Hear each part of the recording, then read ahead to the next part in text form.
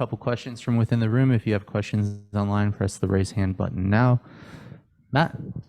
Hey, JJ. How's it going, Ball? Good, man. How are you? I'm good. It's been a minute since we've seen you. Yeah. Not the kind of layoff that you've been used to the past few years. So I guess I'm wondering how much anticipation has there been for you to get back in there, and how excited are you to have another fight week? I know you've prepared for another fight week. It's just being able to get in the cage this time is going to be different. Yeah. I've had 2 fights. You know, my first one that been canceled. My first one that got canceled was against Adam Borks when I missed weight, and then Adam Borks didn't want to take the fight. He offered me some ridiculous deal to take the fight. He wanted my purse and my win bonus, and I said, man, I'm not going to fight for free. So obviously he put up some ridiculous offer knowing that I was going to refuse it, so we didn't have to fight. And then I was scheduled to fight last month, I think it was 2 months ago, and it was about 3 months ago. And then that fight fell through last minute as well. I had the opponent pull out the last week, and then they got a replacement. Then the replacement pulled out last second. It was just a mess. So I'm excited to get back in there. My layoff wasn't because I wanted it to be. I had 2 fights scheduled, but they just didn't come through. So I'm excited to get in there and get back to what I love doing. Does it give you extra motivation, this week? Definitely. I've been hungry to get in that cage for the past 6 to 8 months now. Now I finally can do it. It's it's gonna come out there. I want to be. I want to let my hands fly and make it an exciting fight. Talk to me a little bit about being up a weight class now, and how much difference that made, I guess, in the camp overall leading into this, but in particular, maybe how much difference you felt that this week. This week has definitely not been as rough. Usually this week, by this time, I'm pretty dead. But I still got energy. I was hitting pads, and I'm feeling good at this weight. I only have about 5 more pounds to cut, so it's going to be easy weight cut. I feel amazing. Training camp has been amazing. I've been able to eat more and lift. So I've gotten a lot stronger, and I feel like this is one of the best shapes I've been in my life. Do you feel like this is where you're staying now, or do you think that there'll be temptation later on to say, all right, maybe I've got this figured out, maybe I can go back down again now? I'll see what happens, but my body is growing and it's difficult for me to go back down, as I've been fighting the 145 division since I was 16 years old, and now I'm 24. So, I'm growing, and for me to stunt my growth to keep cutting back down is detrimental to my health. So, it all depends on where my weight goes. If I continue growing, I will not be able to make the 145 again. So I'll probably stay at 155. Talk to me a little bit about your opponent this week. He may not be a name that a lot of people recognize right away, but on paper, at least, it seems like he's a pretty well-rounded guy. What do you know about him, and kind of what have you done to prepare for him? What do you know about him that might be dangerous for you on Saturday? This guy's a good fighter. He's a good grappler.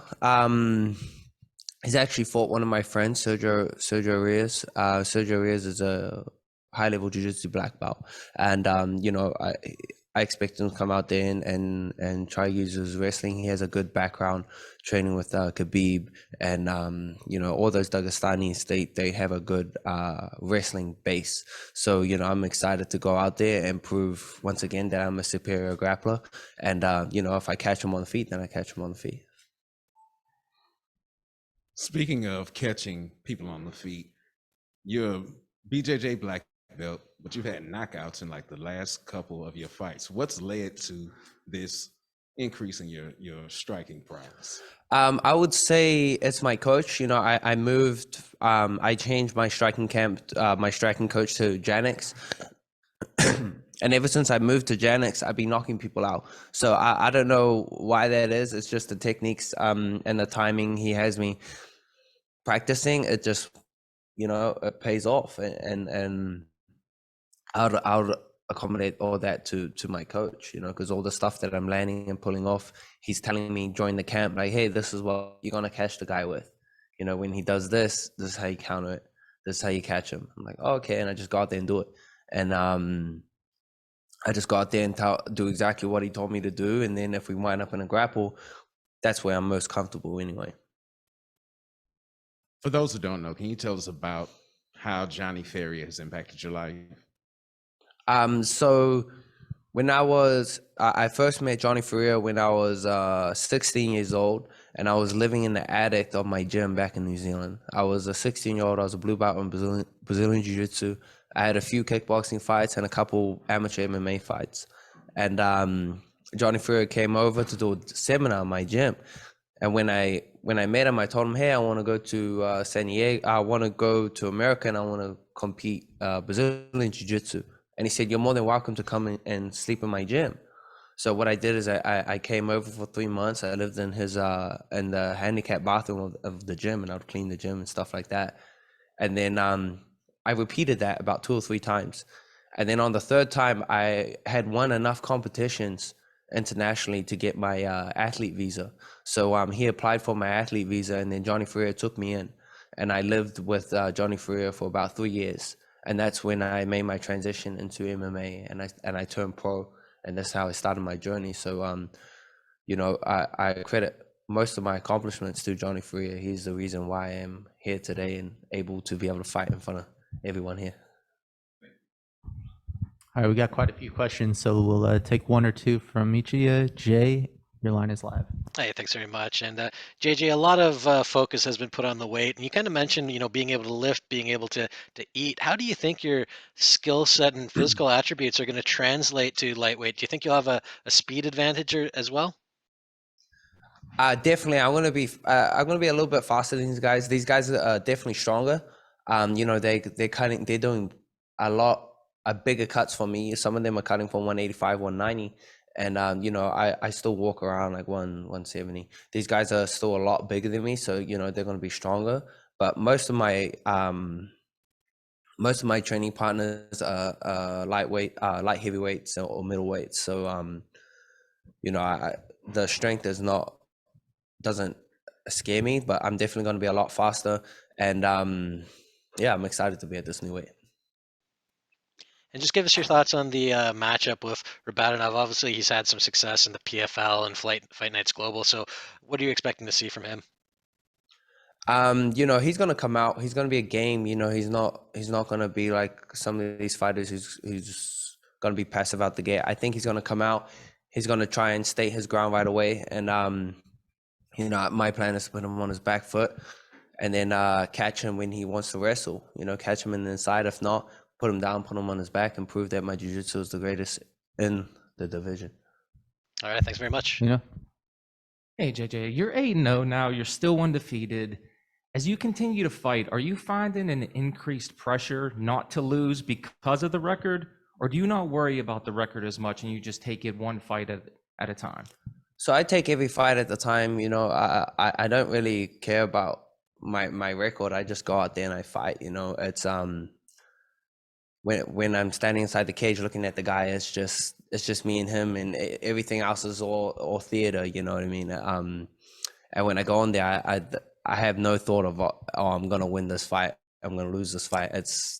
I'm gonna kill this guy, or I'm gonna get killed. And I got a wife, I got dogs at home, I got people to feed, I have my family. I'm going back to them. You know what I mean? That's my mentality. So win losses, it doesn't matter to me. It's just I go out there and I just fight my fight. What kind of dog do you have? I have 3 dogs actually. I have a little Chihuahua. He's like a mix. I have no idea what he's mixed with. And then I have a Belgian Malinois and an Australian Shepherd. Nice. Get home to him safe. Good luck Saturday, JJ. Thank you very much. Santiago. Good afternoon, JJ. Thank you for the time. This lightweight division is looking pretty good in Bellator MMA. They've done a great job building it up, and it looks good now with a lot of talent. What do you see when you look at this division? I see like this 155 division has a lot of veterans. So, but it doesn't have a lot of up and coming young, hungry fighters. And I think that's what I bring to this division. Everyone's all veterans. They're kind of towards the end of their careers, or I'm the young gun. I'm the wild card in the division. So I'm ready to come in there and mix things up. Good luck on Fight Night, sir. Thank you. Ben. Hey, JJ, within the last year, you tied the knot. Congrats on the marriage. How was the honeymoon? And in what ways has that relationship with Sunny evolved your fighting career? You know, Sunny helps me in more ways than anyone can think of. You know, she keeps me focused. You know, my mind goes all over the place. I do a lot of things, and you know, I like get sidetracked. And you know, she definitely puts me back on track when it comes to my career. So you know, it's helped me a lot. And you know, Sunny's amazing. She helps me in every way possible, from the weight cuts to going to training when I don't want to go to training. You know, she wakes me up and be like, "Hey, you have to go. You're gonna be late." I'm like, I don't want to.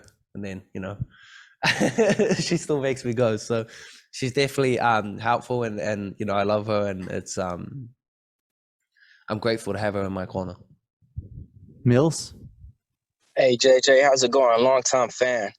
I just want to say, man, I'm loving everything you're doing with Bellator. Out of your 5 fights, though, you have 4 finishes, only 1 going to decision. What goes through your mind once they say fight on, and you're in the middle of that ring? Do you go into like a different mode, or are you trying to always just finish the fight and get out of there most efficiently? When I step in the cage, I'm in my mind. I'm literally just thinking, I'm gonna kill this motherfucker. That's the only thing I'm saying in my mind. I'm not gonna lie. And when I look at him, I'm looking at him to see, like, is this guy game or is he not? You know, because you see some people, you go in there and you look at their eyes, you can see when they're thinking in their mind, I'm gonna kill this motherfucker too. You know, sorry if I can't swear or not, but you know, you can see it when you look in their eyes. You can tell if they have the same mentality as you. And if I look in their eyes and I don't see that, I figure in my mind it's gonna be a fast fight. If I look across the cage and I see that in their eyes, I'm like, okay, this is gonna be a war. We're gonna go out there. It's gonna be 2 dogs going at it, looking to finish each other. And so far, most of my fights, when I look in their eyes, I don't see that. I haven't seen these guys. I haven't seen that dog in them, and that's how I've been able to go out there and find those finishes. And or I see that dog in them, and then when I look in them in the second round, that the you know, the dog has faded. They've turned into something else, and then I find the finished end. So it's like I feel like fighting is more of a mental game with physical as well, but it's definitely more of a mental game, and I feel like I have a mental edge against all these opponents as well. Josh? Hey JJ, it's Josh from the stands here in Australia. Being a proud Māori like yourself, is going back and fighting in Aotearoa before you finish your career something you definitely want to tick off? I would love to go back to New Zealand, but you know, I'm gonna see what happens. Me and my wife we'll talk about it once my career is over. But for the rest of my career, I'll probably be based in America. But you know, I'd love to go back, and if I don't go back, I definitely want to set up some youth program over there to help troubled youth, because I was a troubled youth back in New Zealand. So I'd love to set up some troubled youth program to help other you know, Pacific Islanders And also use JJ, MMA as a career, you know. yeah, JJ, being a black belt yourself, and also Gadi being from Dagestan and being known for that combat sambo style and wrestling base, like you said, is taking to this fight to the ground something you want to happen to really show off your skills and prove your BJJ is the best in the division? To be honest, I don't really mind where this fight goes. I've seen her striking, and I'm not that greatly impressed. So you know, I'm willing to strike with him. I think he's going to be the one that initiates the grapple, and then from there, I'm going to be utilizing my my wrestling and my jiu-jitsu depending on his reactions. So I'm not really looking for a specific position. I'm just going to go out there and do my thing. Thanks, JJ. Good luck this Saturday. Thank you. Luis? Hi, JJ. I'm Luis from MMA Pit. In the recent times, we can see the Russian fighters have this halo of invisible invincibility. But the New Zealand fighters in recent times have a boom in mixed martial arts. How do you think this boom is happening? And what do you think about this confrontation in the Russian fighters and you, a New Zealand fighter? Russians have always been well known for their wrestling, and you know, most Russians are game. They're tough. You know, I haven't met many Russians that ain't tough. So you know, so when they come out of Russia, they they're super game already. And it's the same in New Zealand. In New Zealand, we don't have like a. When I was fighting kickboxing, I was 5-0, and I had 5 fights in probably 8-9 months.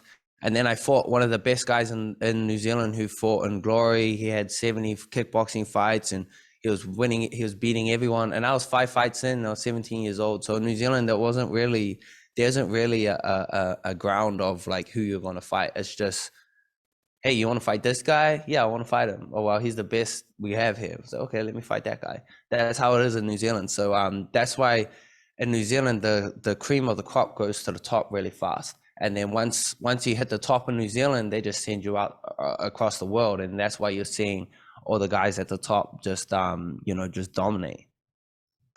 And in your last fight, you defeat a former title contender. Do you think with winning this fight, you can have a contender fight?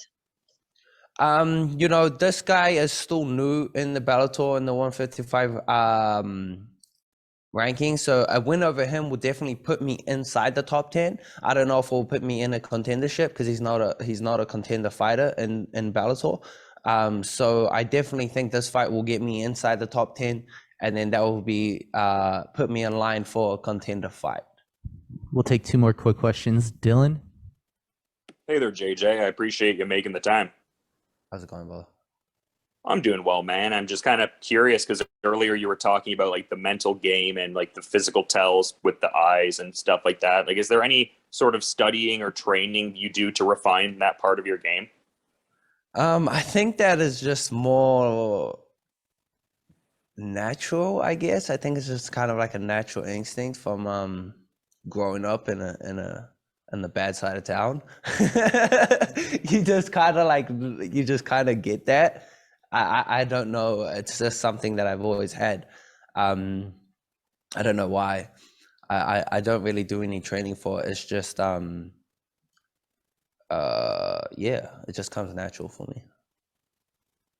Yeah, for sure. And I mean, outlined earlier some of the factors beyond your control with the layoff, but do you think there's going to be like a pronounced sense of relief after this one, just getting to go out there and do something you seem to be very passionate about?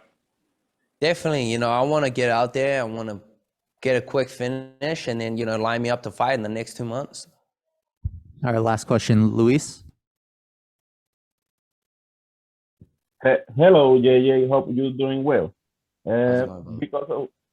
Because of what happened at Bellator 265, you decided to make the jump to lightweight. Do you intend to return to the path you started at featherweight, or do you close that door at 145? What was that question again? Sorry. Do you intend to return to the path you started at featherweight, or do you close that door at 145 pounds? So for now, I think that door is closed. I don't think I'm going to be able to make that weight again. I'm going to be looking maybe in the future, but currently I'm getting bigger every day, so it's hard for me to get back down to 145. I actually think I'm going to keep on growing. They say you don't stop growing until you're 26 years old. I'm 24, so I'm not even in my prime as physical. I'm not in my prime physically.